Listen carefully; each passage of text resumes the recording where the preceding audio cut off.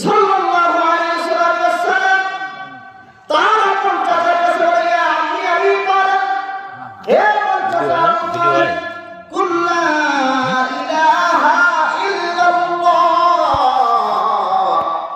তুমি একবার শুধু লা ইলাহা ইল্লাল্লাহ পড়ো, ওয়াহাজ্জুল লাকা ইনদাল্লাহি ইয়াওমাল কিয়ামাহ, কিয়ামতের ময়দানে আমি পয়গম্বর লা ইলাহা ইল্লাল্লাহ পড়ার কারণে আমি কিয়ামতের ময়দানে আল্লাহ তাআলার কাছে তোমার ব্যাপারে সুপারিশ করে, অথবা আমি জাহান্নামে যাতে তোমাকে না একটা বাধা হয়ে যাব। এক অর্থ, আরেক অর্থ হলো আমি চেঁচায় হলো আল্লাহ তাআলার দরবারে তোমার কাছে ব্যাপারে বলবো, ফরিয়াদ করব, রব্বুল আলামিন আমার চাচা লা ইলাহা ইল্লাল্লাহ পড়েছে, অতএব আমার চাচারে জান্নাত দিয়ে দাও, বলেন সুবহানাল্লাহ। কিন্তু আবু তালেব নিজের চেষ্টা করে না, চাই নাই। পক্ষান্তরে আপনার আমার প্রিয় সাহাবী, আপনার আমার পরিচিত সাহাবী হযরত ওমর ইবনে খাত্তাব রাদিয়াল্লাহু তাআলা আনহু, খাত্তাবের ছেলে ওমর, যিনি এমন কাফের থাকাকালীন তিনি কিন্তু চেষ্টা করেছে হেদায়েতের জন্য। আল্লাহ রাব্বুল আলামিন হেদায়েতের চেষ্টা করার কারণে ওমর রাদিয়াল্লাহু তাআলা আনহু আল্লাহ তাআলা তাকে হেদায়েত দিয়েছে। বলেন তো কেমন হেদায়েত, কেমন চেষ্টা করেছেন? আল্লাহ আল্লাযীনা জাহাদু ফীনা লানাহদিয়ান্নাহুম সুবুলানা ওয়া ইন্নাল্লাহা লামাআল মুহসিনিন।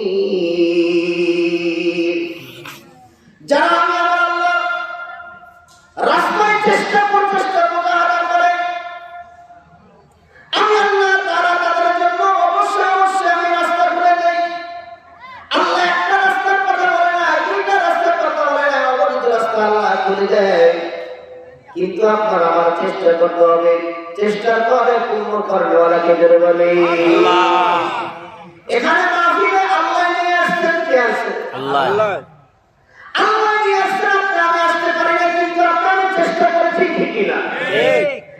আমি চেষ্টা করেছি বিদায় আল্লাহ তাআলা নিয়ে আসছেন। আর চেষ্টা না করলে আল্লাহ কিন্তু আসবে না। আল্লাহ বান্দার এখতিয়ার উপরে আল্লাহ তাআলা ছেড়ে দিয়েছে। দেখেন এদিক দিয়ে পয়গম্বর সাল্লাল্লাহু আলাইহি ওয়াসাল্লাম চাচাকে বলে গেছেন, ও আপনি আবু তালেব, হে আমার চাচা, তুমি আবু তালেব, তুমি লা ইলাহা ইল্লাল্লাহ পড়ো। কিন্তু আবু তালেব লা ইলাহা ইল্লাল্লাহ পড়ে নাই, বরং আল্লাহর পয়গম্বর মুহাম্মদ সাল্লাল্লাহু আলাইহি ওয়াসাল্লাম একবার না, দুইবার না, বহুবার আসছে, কয়েক হাজার বার আসছে। কিন্তু